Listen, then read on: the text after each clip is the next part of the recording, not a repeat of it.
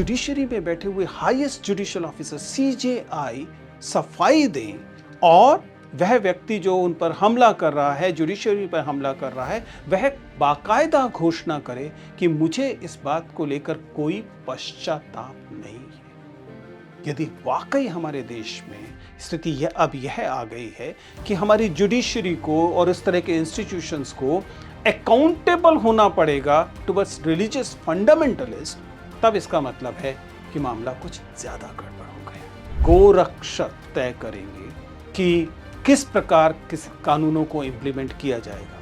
तब हम देखते हैं कि ये कथित गोरक्षक दरअसल मानकर चलते हैं कि वो इम्प्यूनिटी के साथ चीजों को कर सकते हैं। अगर किसी ऐसे समुदाय से, किसी ऐसी जाति से, किसी ऐसे सोशल कैटेगरी से होते जो कि उच्च मानी जाती है, तब भी क्या इसी किस्म का हमला उन पर किया जाता? सवाल लोगों के मन में आ रहा है, तो फिर स्वाभाविक है कि इसे भी गंभीरता से लिया जाना चाहिए। 2025 में आपको लगातार ऐसी घटनाएं एक के बाद एक देखने को मिलती है। अब मेन स्ट्रीमिंग ऑफ हेट्रेड हो रहा है। अब पहली बार इसे मुख्य धारा माना जा रहा है कि आप नफरत को मुख्य धारा मान, नफरत को न्यू नॉर्मल मान रहे हैं। किसी व्यक्ति के जब अधिकार छीनते हैं तो वह सुप्रीम कोर्ट जाता है और आर्टिकल 32 के तहत मांग करता है कि उसके अधिकारों को बचाया जाए। अब यहां पर चीफ जस्टिस बैठे हुए हैं और चीफ जस्टिस पर हमला होता है। वो कौन से आर्टिकल 32 के तहत किस इंस्टीट्यूशन पे जाएंगे? नमस्ते दोस्तों, प्लीज सिट डाउन में आपका स्वागत है। भारत का सर्वोच्च न्यायालय, वहां पर भारत के CJI chief justice of India अपनी अदालत में हैं और उन पर बाकायदा हमला होता है। उन पर जूता फेंक कर मारा जाता है। क्या यह जूता केवल जस्टिस गवई पर फेंका गया, या फिर आपको भी लगता है कि यह भारतीय न्यायपालिका पर, संस्था पर, जुडिशरी पर हमला था? कम से कम जो हमारी बार काउंसिल ऑफ इंडिया है वह तो यह मानती है कि यह हमला हमारी संस्था पर, न्यायिक संस्था पर, जुडिशरी पर था। भारत के प्रधानमंत्री मिस्टर मोदी ने बाकायदा बात करके जस्टिस गवई से इस बात को कहा कि इस घटना से हर भारतीय में गुस्सा है। हमारे समाज में ऐसे निंदनीय कृत्यों के लिए कोई जगह नहीं। लेकिन उसके बावजूद बहुत सारे लोग मन ही मन ये मानते हैं। अगर आप सोशल मीडिया को देखें तो आपको ऐसे कई कमेंट्स दिखाई देंगे जिसमें बहुत सारे लोग इसे जस्टिफाइड मानते हैं। बहुत सारे लोग इसे अटैक ऑन द जुडिशरी नहीं मानते हैं, बल्कि प्रतिक्रिया मानते हैं attack on certain religious sentiments. आज के वीडियो में हम इसे थोड़ी गंभीरता से, गहराई से समझने की कोशिश करेंगे। हालांकि ये सही बात है कि ये केवल शुरुआती प्रतिक्रिया जैसा है। हम इस बात को समझते हैं कि ट्रिगर क्या है।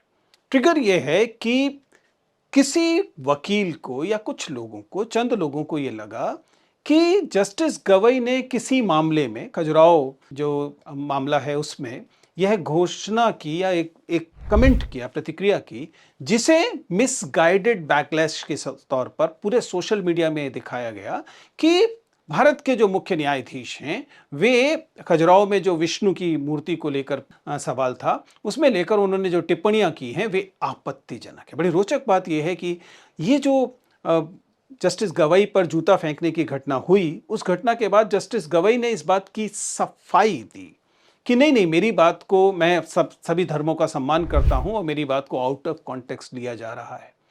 मुझे दरअसल इन दोनों चीजों से परेशानी है। उल्लेखनीय बात है कि जस्टिस गवई ने इस बात की कोई शिकायत भी नहीं की है और किसी किस्म का जो लीगल प्रक्रिया होनी चाहिए थी वह भी लगता है कि इस वकील के खिलाफ उस पैमाने पर नहीं होने वाली है। केवल मिसकंडक्ट का मामला, जिसे हम प्रोफेशनल एथिक्स का मामला कहते हैं, जो कि बार काउंसिल उस पर प्रतिबंध लगा सकती है या कह सकती है, लेकिन कोई क्रिमिनल ऑफेंस ऐसा लगता है कि इस व्यक्ति के खिलाफ नहीं बनाया जा रहा है। क्या हम इस बात को थोड़ा और गंभीरता से समझें कि क्या जस्टिस गवई को भी यह अधिकार है कि वे ये कहें जो जूता उनकी तरफ फेंका गया यह व्यक्ति के तौर पर जस्टिस गवई पर हमला था? क्योंकि यदि यह हमला जुडिशरी पर था, जो हम सब लोगों को लगता है, प्रधानमंत्री को लगता है, बार काउंसिल को लगता है, अधिकांश सोचने समझने वाले लोगों को लगता है, तो मुझे लगता है कि शायद जस्टिस गवई के पास भी यह हक नहीं है कि वे कहें कि यह व्यक्तिगत तौर पर मुझ पर हमला था, इसलिए मैं इसकी शिकायत नहीं कर रहा, मामले को जाने दीजिए। क्योंकि यदि जुडिशरी पर हमला होता है तो वह किसी भी जज से, यहां तक कि मुख्य न्यायाधीश से बड़ी बात है। इसलिए सीजीआई की क्लैरिफिकेशन और भी ज्यादा मुझे तो चिंताजनक लगती है, जिसमें वे सफाई देते प्रतीत होते हैं इन रिलीजियस सेंटिमेंट्स के लिए और कहते हैं कि नहीं नहीं, मैं तो आर्कियोलॉजिकल सर्वे ऑफ इंडिया के जुरिस्डिक्शन के मामले में टिप्पणी कर रहा था, उससे यह ना माना जाए कि मैं रिलीजन्स को डिसरिस्पेक्टफुल को लेकर डिसरिस्पेक्टफुल हूं। इसलिए मुझे लगता है कि हमें इस मामले को कुछ बड़ी चिंताजनक चीजों के संकेत के तौर पर लेना चाहिए, जहां जुडिशरी में बैठे हुए हाईएस्ट जुडिशियल ऑफिसर सीजेआई सफाई दें और वह व्यक्ति जो उन पर हमला कर रहा है, जुडिशरी पर हमला कर रहा है, वह बाकायदा घोषणा करे कि मुझे इस बात को लेकर कोई पश्चाताप नहीं है। यदि वाकई हमारे देश में स्थिति यह आ गई है कि हमारी जुडिशरी को और इस तरह के इंस्टीट्यूशंस को अकाउंटेबल होना पड़ेगा टुवर्ड्स रिलीजियस फंडामेंटलिस्ट, तब इसका मतलब है कि मामला कुछ ज्यादा गड़बड़ हो गया है। और यह यात्रा कहां से शुरू होती है? क्या यह एक वन ऑफ इंसिडेंट है? क्या वास्तव में इसे एक वन ऑफ इंसिडेंट माना जा सकता है कि किसी एक व्यक्ति का दिमाग खराब हुआ और उसने इस किस्म की हरकत की? या हमें एक पूरी प्रक्रिया दिखाई देती है और हमें दिखाई देता है कि कुछ लोग अब ये मानकर चलते हैं कि वे कुछ भी करें, उन पर किसी भी किस्म की कार्रवाई नहीं होगी। हमने ये कई मामलों में देखा है। हमने देखा कि कैसे जब गौ मांस को लेकर होने वाली घटनाओं में एक तरह के व्यक्तिगत तौर पर खड़ी हुई आर्मी, व्यक्तिगत तौर पर खड़े किए ग्रुप्स सामने आ जाते हैं जो ये कहते हैं कि वे तय करेंगे, गोरक्षक तय करेंगे कि किस प्रकार किस कानूनों को इंप्लीमेंट किया जाएगा। तब हम देखते हैं कि ये कथित गोरक्षक दरअसल मानकर चलते हैं कि वो इम्प्यूनिटी के साथ चीजों को कर सकते हैं। ये एक वन ऑफ इंसिडेंट की तरह नहीं लिया जाना चाहिए, पहली मेरी गुजारिश ये है। दूसरा, जरा हम इस बात को भी समझें कि जब इंस्टीट्यूशंस डिग्रेड किए जाते हैं, जब इंस्टीट्यूशंस को ये मान लिया जाता है कि इंस्टीट्यूशंस जो हैं वे तटस्थ नहीं हैं, इंस्टीट्यूशंस को मैनिपुलेट किया जा सकता है, तो स्वाभाविक तौर पर उनके प्रति आस्था, उनके प्रति विश्वास, उनके प्रति सम्मान, उसकी भी कमी आती है। एक अन्य पक्ष यह भी है, और सोशल मीडिया पर इस पर लंबी चर्चा हो रही है, कि क्या चीफ जस्टिस ऑफ इंडिया अगर किसी ऐसे समुदाय से, किसी ऐसी जाति से, किसी ऐसे सोशल कैटेगरी से होते जो कि उच्च मानी जाती है, तब भी क्या इसी किस्म का हमला उन पर किया जाता? बहुत सारे लोगों का कहना है कि यह, चूंकि न्यायाधीश दलित समुदाय से संबंध रखते हैं, वो बौद्ध उनकी आस्था है या वे दलित समुदाय से आते हैं, इसलिए उनके प्रति इस किस्म की हिंसा, उनके प्रति इस किस्म का व्यवहार देखने को मिला है। हम निश्चित तौर पे नहीं कह सकते कि ऐसा है या नहीं है, लेकिन यदि यह सवाल लोगों के मन में आ रहा है तो फिर स्वाभाविक है कि इसे भी गंभीरता से लिया जाना चाहिए। सवाल यह भी है कि जब कोई व्यक्ति बाकायदा एक देश की सबसे बड़ी अदालत में इस किस्म के एक्शंस लेता है, इस किस्म की हरकत करता है, तो उसे हम केवल एक व्यक्तिगत घटना मानेंगे और वह भी व्यक्तिगत घटना केवल आक्रोश की अभिव्यक्ति कहकर छोड़ देंगे, या हम मानेंगे कि यह घटना एक आपराधिक घटना है और यह घटना दरअसल एक टेररिस्ट एक्ट है। याद कीजिए कि पिछले एक साल भर पहले जब संसद में एक छात्रा ने प्रतिरोध स्वरूप कुछ किया, तो उसके बाद बाकायदा उस पर टेररिस्ट एक्ट्स वाले जो प्रावधान थे वे लागू किए गए। माना गया कि संसद पर किए गई यह कार्रवाई को लाइटली नहीं लेना चाहिए, बावजूद इसके कि वह संभवतः किसी को नुकसान पहुंचाने के लिए नहीं थी, प्रतिरोध की अभिव्यक्ति के लिए थी, लेकिन वह गलत थी, निश्चित तौर पर वह गलत थी।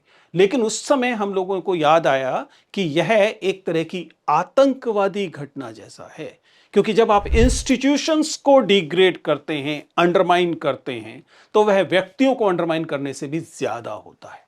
फिर ऐसा क्यों है कि इस समय हमें यह, बावजूद इसके कि प्रधानमंत्री स्वयं कह रहे हैं कि पूरे देश को इस बात पर क्षोभ है, पूरा देश इस बात पर क्रोधित है, फिर भी हम इसे एक छोटी घटना मानकर बहुत सारे लोग छोड़ देना चाहते हैं।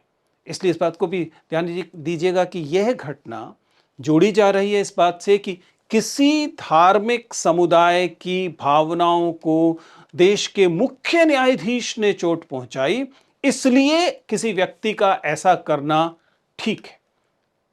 अब इसकी तुलना अन्य धार्मिक समुदायों से करने की कोशिश कीजिए। आप देखेंगे कि एक के बाद एक आपको ऐसी घटनाएं दिखाई देती हैं जिन घटनाओं में अल्पसंख्यकों पर हमले किए गए, अल्पसंख्यकों को उकसाया गया, अल्पसंख्यकों के खिलाफ बयानबाजी की गई, अल्पसंख्यकों के प्रतीकों को लेकर बयानबाजी की गई या उनके साथ कुछ बुरा किया गया। इन तमाम चीजों के बावजूद कभी इस स्तर की जो कार्रवाई थी वह उधर से नहीं हो रही थी।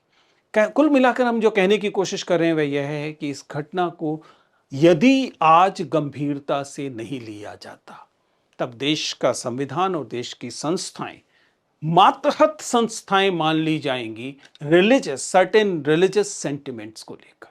बहुसंख्यकों की धार्मिक भावनाओं के मातहत यदि लोकतांत्रिक संस्थाएं मान ली जाएं, तब यह देश के लिए बहुत चिंताजनक बात है। यह भी ध्यान रखिएगा कि जब हम इस तरह की घटनाएं देखते हैं तो इन घटनाओं पर जो चर्चा सोशल मीडिया में होती है उसके तेवर को भी पकड़ने की जरूरत है। इन घटनाओं के बहाने लगातार आपको हेट स्पीच देखने को मिलती है।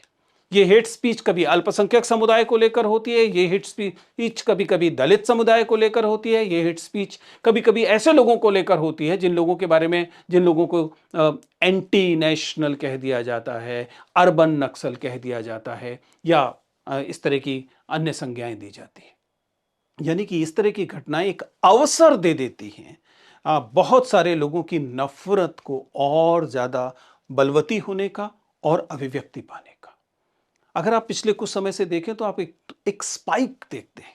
2025 में आपको लगातार ऐसी घटनाएं एक के बाद एक देखने को मिलती हैं। आपको कभी अल्पसंख्यक समुदायों के धार्मिक स्थलों पर हमला होते हुए दिखाई देता है, कभी आपको इस किस्म की अन्य घटनाएं दिखाई देती हैं और कभी कभी तो कुछ सिस्टमिक चीजें भी दिखाई देती हैं। कुल मिलाकर हमें इसे थोड़ा गंभीरता से और इसकी जड़ को पहचानने की कोशिश करनी चाहिए। देखिए, ऐसा नहीं है कि भारत में कभी भी कोई ऐसा राम राज्य था कि विभिन्न समुदायों के लोगों के बीच में हिंसा नहीं होती थी, दंगे नहीं होते थे, वे आपस में लड़ते नहीं थे। सच्चाई ये है कि हमेशा होता था। एक अंडरकरंट हमेशा रहती थी, क्योंकि भारत में एक तरह का बहुलवाद, ऐसा बहुलवाद है जिसमें धार्मिक अभिव्यक्ति की अच्छी खासी आजादी रही है, लेकिन वह कभी भी मेन स्ट्रीम्ड नहीं था। एक महत्वपूर्ण पक्ष यह है कि ये घटनाएं हमेशा इनके प्रति एक किस्म की अवहेलना रहती थी। इसे लेकर कभी भी ऐसा नहीं था कि स्वीकृति की स्थिति समाज में होती हो। अब मेन स्ट्रीमिंग ऑफ हेट्रेड हो रहा है। अब पहली बार इसे मुख्य धारा माना जा रहा है कि आप नफरत को मुख्य धारा मान रहे हैं, नफरत को न्यू नॉर्मल मान रहे हैं। और यह स्थिति डरावनी है, क्योंकि यह उस संविधान के बेसिक टेनेट्स के खिलाफ है जिस संविधान की रक्षा के लिए ये इंस्टीट्यूशंस जैसे कि जुडिशरी, हायर जुडिशरी स्थापित होते हैं। अगर हायर जुडिशरी सेकुलरिज्म और इससे जुड़े हुए जो आम लोगों के अधिकारों का सवाल है उस मामले में खुद ही निशाने पर आ जाए, तो सोचिए कि आर्टिकल 32 से आप क्या अपेक्षा रखेंगे।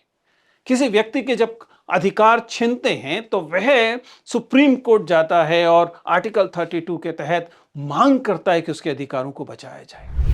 अब यहां पर चीफ जस्टिस बैठे हुए हैं और चीफ जस्टिस पर हमला होता है। वो कौन से आर्टिकल 32 के तहत किस इंस्टीट्यूशन पे जाएंगे, जिस इंस्टीट्यूशन की जिम्मेदारी है कि वह अन्य लोगों को इस किस्म की हिंसा, इस किस्म के अधिकारों के हनन से बचाएगा। अगर उसी इंस्टीट्यूशन पर हमला शुरू होता है और कारण फिर वही चीजें बताई जाती हैं। जरा सोचिए कि इस वकील ने क्या कारण बताए। इस वकील ने कहा कि मुझे देवी ने ऐसा कहा कि मैं ऐसा करूं। उसने यह भी कहा कि चीफ जस्टिस ने बुलडोजर जस्टिस को लेकर जो आपत्तियां व्यक्त की थी हायर जुडिशरी ने, उसे लेकर मुझे परेशानी थी। यह कौन सा परेशानी व्यक्त करने का तरीका है जिसमें आप इंस्टीट्यूशंस को अटैक करते हैं। लेकिन मुझे परेशानी इस व्यक्ति से ज्यादा इस व्यक्ति के कृत्य को मिल रही स्वीकृति से है। इस व्यक्ति के कृत्य को लेकर जितनी निंदा, जितनी आपत्तियां हमें समाज से दिखनी चाहिए थी, दुर्भाग्य से नहीं दिख रही। केवल वही लोग आपत्तियां और ऐसी अभिव्यक्तियां करते दिखाई दे रहे हैं जिन्हें बार बार मार्जिनलाइज किया जाता रहा है, एंटी नेशनल कहकर, सरकार विरोधी कहकर। ऐसा क्यों नहीं हो रहा है, बावजूद इसके कि प्रधानमंत्री ऐसा नहीं कह रहे। प्रधानमंत्री तो खुद फोन करके कह रहे हैं कि बहुत बुरी बात है, पूरा देश इस बात से क्षुब्ध है। फिर इस देश, पूरा देश जिस बात पे क्रोधित है, उस क्रोध को लेकर जो कार्रवाई हमें दिखनी चाहिए, वह कार्रवाई क्यों नहीं दिखाई दे रही। और यह कार्रवाई केवल एक व्यक्ति को सजा देने की कार्रवाई नहीं है। देश यह नहीं उम्मीद कर रहा है कि एक व्यक्ति को सजा दे दी जाए और उससे बात खत्म हो जाएगी, शायद सजा दे भी दी जाए।